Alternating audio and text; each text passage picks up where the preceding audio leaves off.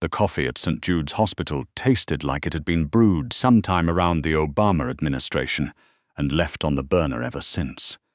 Maren Holloway didn't mind. She'd stopped tasting things somewhere around hour 11 of her shift, somewhere between the man in Bay 4 who'd coded twice and the teenager in Bay 7 who kept asking her if she was someone's girlfriend. She'd told him no. He'd said that was a crime. She'd smiled at him the way you smile when you've said the same thing 17 times and don't have the energy to mean it anymore. The emergency department at St. Jude's in Boston's South End was one of those places that never really got quiet. It dimmed, maybe. The fluorescents buzzed a little softer after midnight. The foot traffic thinned to a trickle, but something was always happening. A gurney rattling down the hall, a monitor alarm going off 3 curtains down, someone's family crying in the waiting room with that specific pitched sound that meant they'd just gotten news they hadn't prepared for. Maren had worked here for 3 years. She'd learned to sleep through most of it. What she hadn't learned to sleep through was the way the entire department seemed to hold its breath when they brought him in. She heard it before she saw it. Not shouting, that was common enough. It was the silence that came after, the kind that falls when something unusual has arrived and everyone is figuring out whether to look or look away. She came around the corner from the supply room with a saline bag in each hand and stopped. There were 4 of them, 2 in front, 2 behind, moving in a tight formation that had nothing to do with the hospital layout and everything to do with training. The 2 in front she recognized as the kind of men who existed in her peripheral vision. Big, quiet, dark jackets, eyes already mapping the room before they'd finished walking through the door. The man in the middle was the one bleeding. He was tall. That registered first, the way height always registers, the way certain people take up space in a room as if they have extra rights to it. Dark shirt, dark pants, both of them expensive in the way that didn't advertise itself.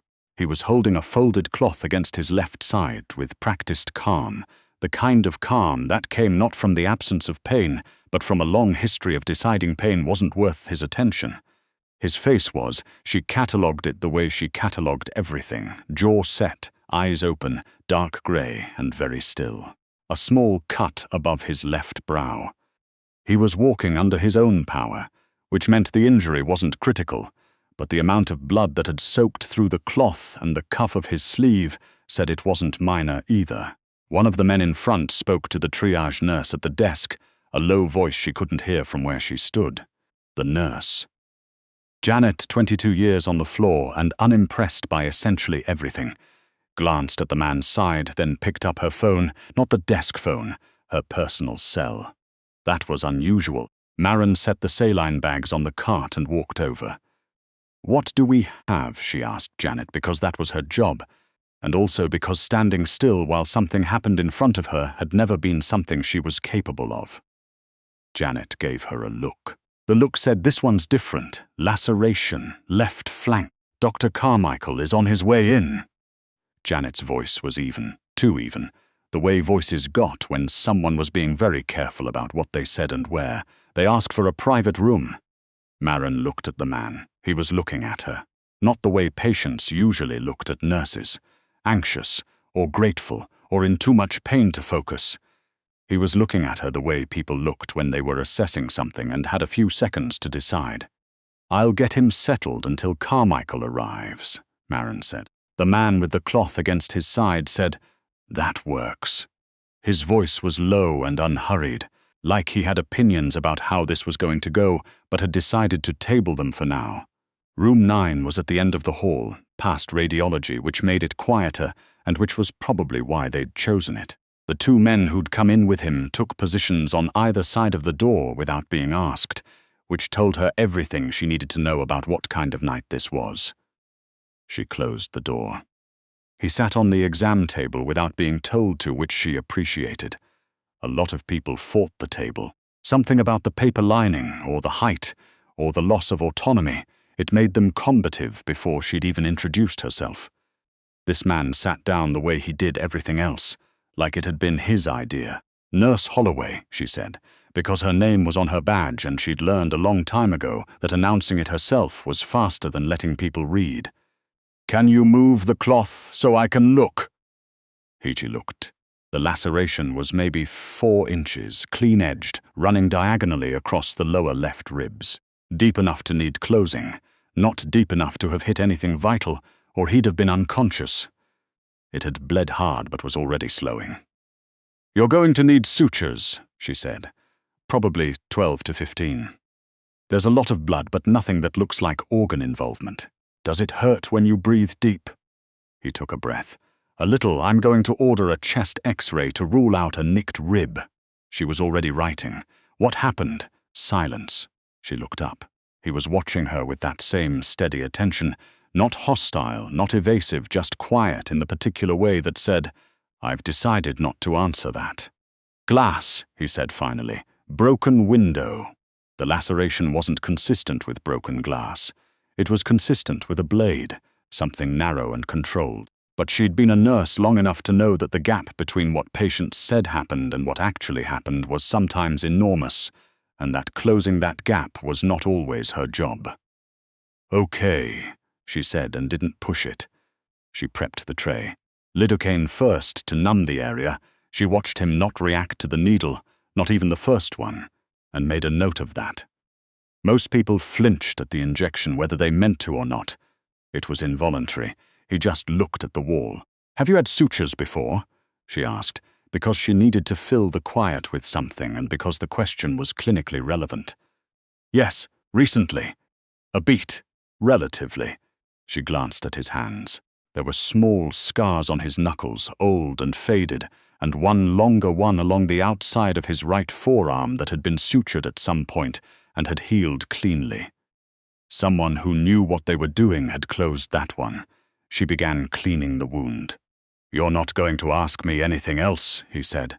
She looked up. "About the glass story." Maren pulled a fresh swab from the tray. "It's not my job to investigate you. It's my job to make sure you leave here in better condition than you arrived. Those are different jobs." He was quiet for a moment. Then, so quietly, she almost missed it. "Most people don't understand that distinction. Most people aren't her nurses." Something shifted in his face, not quite a smile, but the shadow of one. The kind that people who didn't smile often left behind instead of the real thing. "Maren," he said. She looked up. He was reading her badge. "Most nurses go by last name or first. You've got both on there. Hospital policy," she said. "First and last. Some patients find it reassuring." "Do you find it reassuring? People knowing your name?" It was an odd question. Personal in a way that should have felt like overstepping, but somehow didn't. She considered it seriously, the way she considered most things seriously, which had always gotten her in trouble with people who preferred quick answers. "I find it useful," she said. "Knowing someone's name means you see them as a person. When patients know mine, they tend to treat me like one." He didn't respond to that, but she noticed he'd stopped looking at the wall.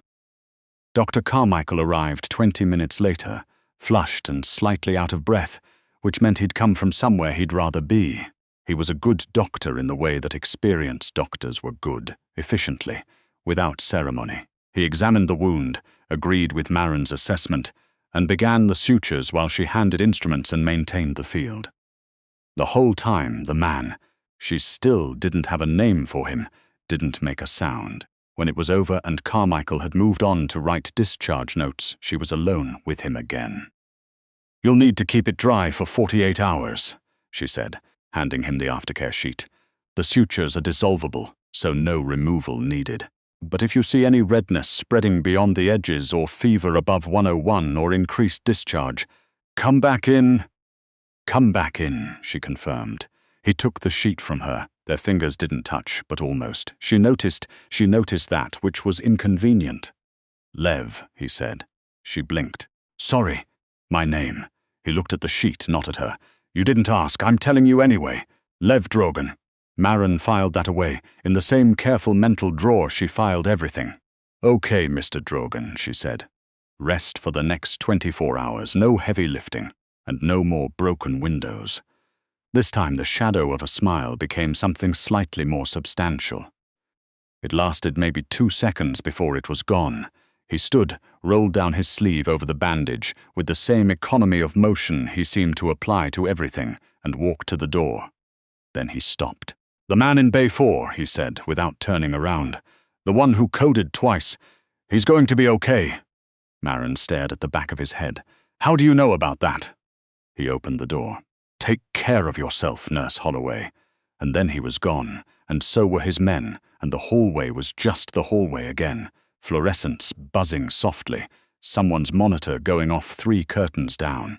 Janet appeared at her elbow 2 minutes later with the look she got when she'd been watching, and had formed opinions. "So," Janet said. "Don't," Maren said. "I'm just saying." "Janet." Janet pressed her lips together, successfully suppressed whatever she'd been going to say, and handed Maren a chart for the next patient. But she was smiling, which was not something Janet did often, and which meant she'd clocked something that Maren had not yet admitted to herself. He came back 11 days later, not as a patient. She was coming off a night shift, coat on, bag over one shoulder, standing at the crosswalk on Harrison Street waiting for the light and thinking about nothing in particular except whether she had eggs at home when a black car pulled up at the curb. The window came down. Lev Dragan looked at her from the passenger seat with that same still. "Get in," he said. "I'll drive you."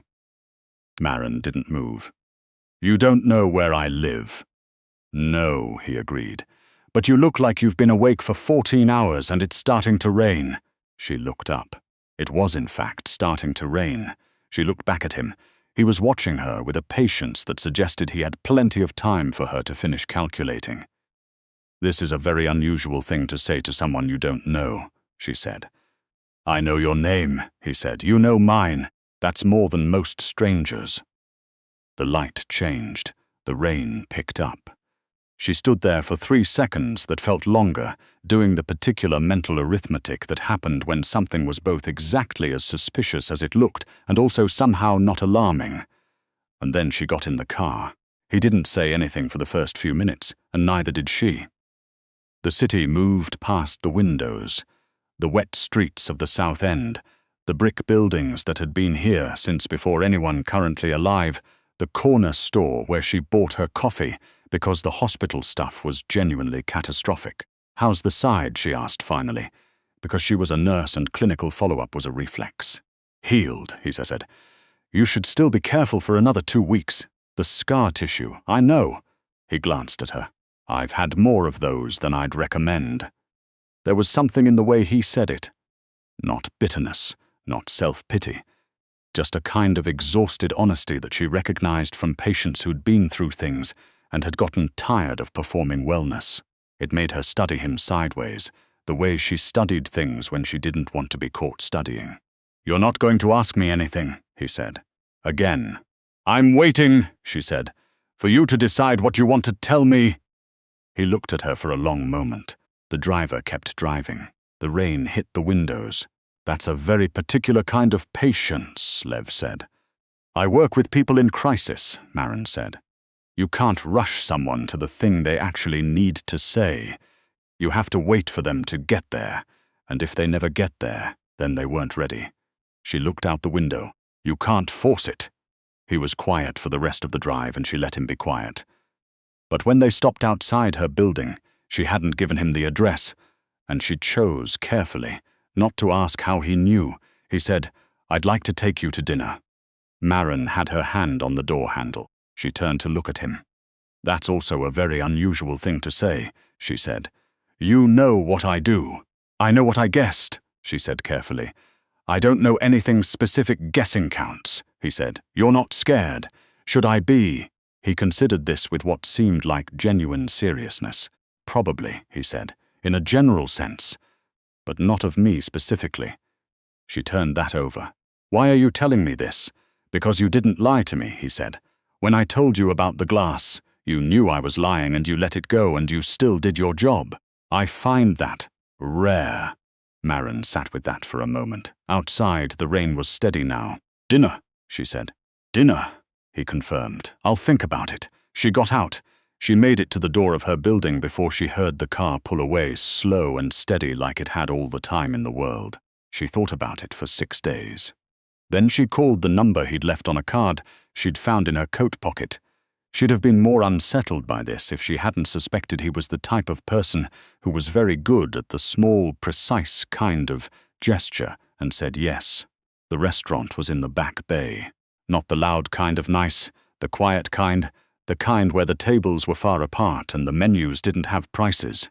She was a nurse from Dorchester who'd done her first 2 years of nursing school on scholarships and loans, and she'd been to exactly 3 places like this in her life, all of them someone else's special occasion.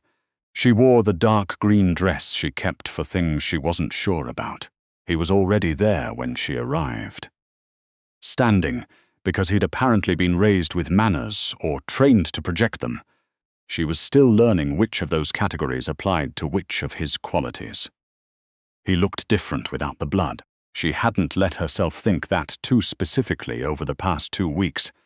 But sitting across from him now, in the low light of a restaurant that knew how to be quiet, she thought it plainly. He was striking in the way that had nothing to do with conventional arrangement and everything to do with the quality of his attention. He paid attention to things the way other people paid rent, seriously, completely, because the alternative was not worth considering. "You came," he said. "I said I would think about it," she said. "I thought about it." "And I came," she said. Something in his face settled. They ordered. She had the duck, because she never ordered the duck anywhere, and tonight felt like a night for it, and he had something she didn't catch the name of. They talked about Boston for a while, the way people talked about cities they both lived in, when they were trying to establish common ground without revealing anything important. The big dig, the red socks, the thing about Dunkin' Donuts that people who'd moved here from elsewhere always got slightly wrong. Then she said, "Tell me something true." He set down his fork, looked at her. "That's a large request, small version," she said. "One thing." He was quiet for a moment, and she waited the way she always waited. "I have a brother," he said finally. "Younger. He's the reason I took over what I run. He was sick when he was 9, and the people who were supposed to handle things weren't handling them, and someone had to, so I did." He picked up his fork again. "He's fine now, has been for 15 years. I tell myself sometimes that I would step back if I could, but the truth is I don't know if that's true anymore." Maren looked at him. "Did he know?" she asked. "What you were doing?" "He suspected," Lev said. "We don't talk about it, because he'd tell you to stop, because he'd tell me he was grateful," Lev said quietly. "And I don't know which is worse." She sat with that. It was the kind of answer that had corners, the kind you had to turn carefully. "My father was sick when I was 17, she said.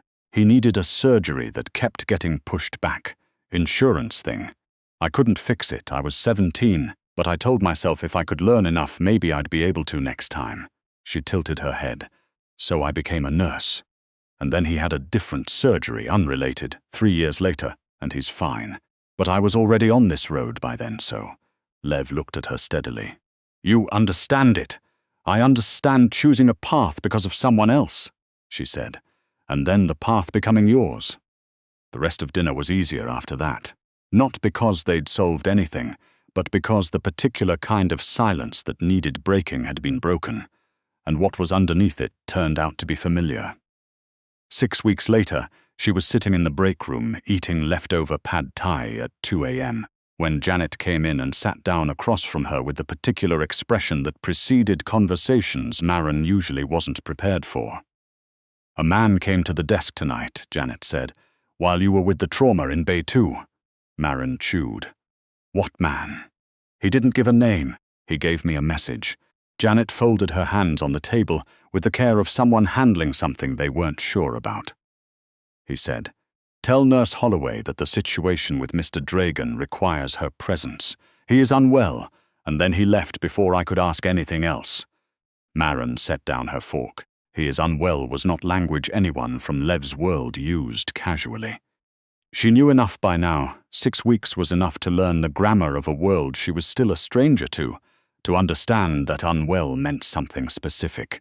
It meant something had gone wrong in a way that could not be handled in a hospital, which meant Lev was hurt and was not coming to her, which meant she was going to have to go to him. She looked at Janet. Janet looked back. Her face said, "I know, I'm not going to tell you not to go. I'm also going to worry about you until you come back." "I'll be back for my morning shift," Maren said. "You'd better," Janet said. The address the driver took her to was a building in Fort Point, one of those converted warehouse spaces that had been expensive for so long they'd forgotten what they were before. The elevator opened onto a floor that was a single apartment, and the apartment was not what she'd expected, though she couldn't have said precisely what she had expected. Clean, spare, books on actual shelves, a view of the channel that was probably remarkable in daylight. Lev was on a couch near the window. He was upright, which was something. There was blood soaking through his shirt on the right side. High, shoulder, not chest probably, which was better. Two of his men were standing back in the way that meant they'd done what they could and were now waiting for someone who could do more. He looked at her when she came in. "Maren," he said. The way he said her name had changed over 6 weeks. She'd noticed. She chose not to examine that too closely right now. "Don't talk," she said, and set her bag down on the coffee table.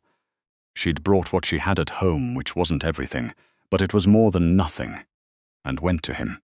The wound was a through and through. She determined quickly. Entry and exit, which meant no fragment to remove, which was the best possible version of this type of injury. The exit side was the one that had bled.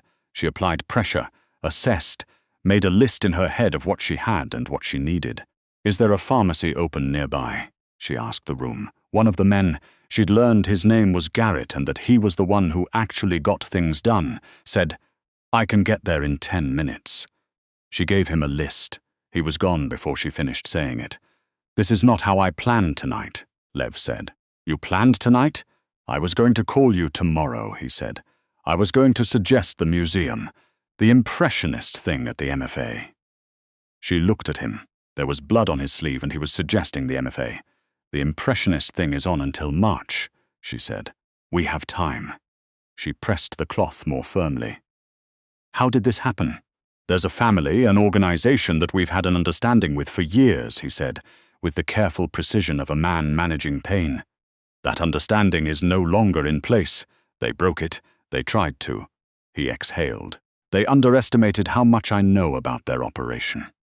She waited. "I've been building a case," he said. "Not for the police. Something more effective." He glanced at her hands, steady on the wound. "One of the people feeding me information is someone inside their financial network. A woman named Portia, who has been documenting their accounts for 8 months. Tonight they found out she was helping me, and they came to express their displeasure. And Portia?" "Safe," he said. "We got her out before they arrived." Maren absorbed this. "You protect your people." "I try. You should have come to the hospital. I'm registered at that hospital under my actual name. If I arrive bleeding again, it creates a pattern." "Patterns get noticed." She looked at him. "You're noticed already, Lev. You have 4 people outside this door. Those are people who know what they're looking at," he said. "I'm careful about who knows what." She finished packing the wound and began on the pressure dressing. Her hands were steady. They were always steady. She'd trained them into steadiness, had spent her first year of nursing school practicing calm. She didn't feel until the feeling became the calm. But something in her chest was less steady tonight, and she was aware of it, and she chose not to think about what it meant right now. "I don't want this to happen again," she said quietly. "This specifically, or—" "You bleeding somewhere I can't reach you," she said. "That's what I mean." He was quiet for a moment. Then, "I'm working on ending what started this. The organization." "Yes." He shifted slightly, testing the dressing. "The documents Portia has are significant. If they get to the right people in the right order, it collapses the whole structure. Takes the pressure off about a dozen people who are currently very uncomfortable." He glanced at her. "I don't do this as often as it might look. Mostly things are quieter." "Mostly," she said. "Mostly," he agreed, and didn't pretend otherwise. Garrett came back with the pharmacy supplies. She did the rest in silence, working clean and careful the way she worked everything. And when she was done, she sat back on the coffee table, across from him, and looked at him properly. He looked tired, not physically. He'd been shot. He had a right to be physically tired, but the other kind, the kind that came from a long time of being the person in the room who made the decisions that no one else could make. She knew that kind of tired. It looked different across a nursing station, but it was the same animal. "Get some sleep," she said. "Maren, you need—" "I know what I need," he said, and for the first time all night his voice had something in it that wasn't controlled. "I need to not be the reason something bad happens to you. That's what I need. And I'm trying to figure out how to guarantee it, and I can't yet, and that." He stopped. She sat with that. "You're not the reason anything happens to me," she said. "I make my own choices. I came here tonight because I chose to. You came here because I needed you." "Both things are true," she said simply. He looked at her for a long moment, and then some of the tension in his face, which she'd gotten very good at reading over 6 weeks, released by a degree. "The MFA," he said. "March! March!" she agreed. She understood what was actually happening 4 weeks later, and it didn't come as dramatically as she might have expected. She was reading in her apartment on a Sunday, the good kind of morning where the light came in sideways, and the radiator was doing its job, and she had nowhere to be until 2, when her phone rang. Not Lev, a number she didn't recognize. She answered it. The voice on the other end was a woman's, low and certain, and carrying a faint accent she couldn't quite place. "Nurse Holloway," the woman said. "My name is Portia Sewell. I believe you've heard of me." Maren set her book down. "I have. I wanted to speak with you," Portia said, "because you're the only person in Lev's life right now who isn't already inside the situation. And I need someone outside it to understand something." "What's that?" "What he's done," Portia said, "and what he's about to do. The documents I have, the accounts, the transfers, the communications, they're enough to bring down the Greer organization. Completely. Not just slow them down, end them." She paused. "But the timing matters enormously, and the way it gets delivered matters. Lev has a plan for how to do it. He's been building it for almost 2 years. Why are you telling me this?" "Because the Greer people have started looking for pressure points," Portia said, "and you're the most obvious one." The apartment was very quiet. "Meaning what exactly?" Maren said. "Meaning they know who you are," Portia said. "They don't know how much Lev has told you. They're trying to determine if you're useful to them as leverage." Her voice was steady, matter-of-fact. "Lev wants to move you somewhere safe, but he's struggling to ask because he doesn't want you to feel like a liability," Maren said. "Yes." A pause. "You're not, for what it's worth. You're someone he trusts entirely, which in his world is very rare. But the people who want to hurt him don't distinguish between liability and trust. They just see the thing that matters to you and they use it." Maren stared at her ceiling. The radiator ticked. The light came in sideways. She thought about her father and the surgery and the road she'd chosen because she couldn't fix one thing and had decided to fix what she could. She thought about 3 years in the ER and the particular math of what can I do with what I have right now. She thought about Lev's face at dinner, saying, "I don't know if that's still true anymore." She thought about the way he'd said her name that night in his apartment, like it was something he'd been holding carefully. "Tell me what needs to happen," Maren said. A pause on the line. "What do you mean?" Portia said. "You said the timing matters. You said the delivery matters." Maren sat up, pulled her knees to her chest. "You have the documents. Lev has the plan. What's the piece that's missing?" Silence for 3 seconds. "There's a meeting," Portia said slowly. "Next Thursday. The Greer organization's financial director, a man named Aldrich, is going to be at a fundraiser at the Langham. Lev needs someone to make contact with him in a context that looks completely unrelated to any of this, someone who reads as entirely civilian." Maren thought about that. "Someone like a nurse attending a charity medical event," she said. Another silence.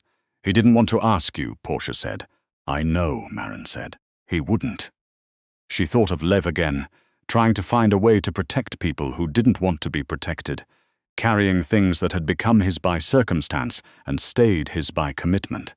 "Tell me exactly what the contact needs to accomplish. Start from the beginning." The Langham was everything. Jude's wasn't, which she supposed was the point of a fundraiser. To take people who spent their working hours in fluorescent-lit rooms with bad coffee and remind them that the world also contained chandeliers and passed hors d'oeuvre. Maren wore the green dress again. She found Aldrich in 20 minutes because Portia had given her a photograph and a behavioral profile, and she knew how to identify someone who was working a room. The way the eyes moved, never quite landing, always calculating. He was 60, silver-haired, the kind of well-dressed that was aggressively forgettable. She introduced herself as a nurse who'd recently been involved in a charity initiative that the Greer organization had co-funded the previous year. The detail was true. She'd checked. The organization donated to enough causes to maintain its image. She asked intelligent questions about the initiative's outcomes. Aldrich was pleased. People like Aldrich were always pleased when someone credentialed and earnest paid attention to their philanthropic activity. While she was talking, she was remembering what Portia had told her. He'll have his phone. He always has his phone. He talks about his wife's charity work to make himself seem approachable. When he does, he opens the Photos app. He talked about his wife's charity work. She said warmly that she'd love to see the photos. He opened the Photos app. What he didn't notice, because why would he? She was a nurse at a fundraiser in a green dress, was that the application Portia had walked her through installing 3 days ago had just done exactly what it was supposed to do. She excused herself at the appropriate moment with a smile that she'd been practicing since before she could remember, the one that said, "You've been wonderful company, and I'm so glad we talked." She walked to the coat check. She retrieved her coat. She walked outside into the cold Boston air and stood on the sidewalk on Exeter Street and sent a 4-word text to a number that Portia had given her. "It's done. I'm out." Her phone rang 40 seconds later. "Maren," Lev's voice. "Are you safe?" "I'm standing outside the Langham," she said. "It's 31 degrees and I didn't bring a warm enough coat." She heard him exhale. It was the kind of exhale that had a lot in it.